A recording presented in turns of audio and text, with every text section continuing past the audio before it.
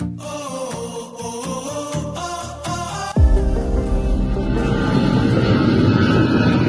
you want to look into the future? Maybe just a bit?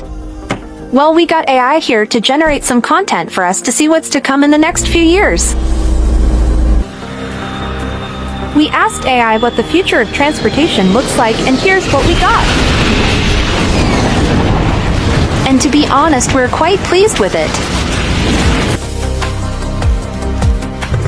Imagine getting on your bike and just flying away.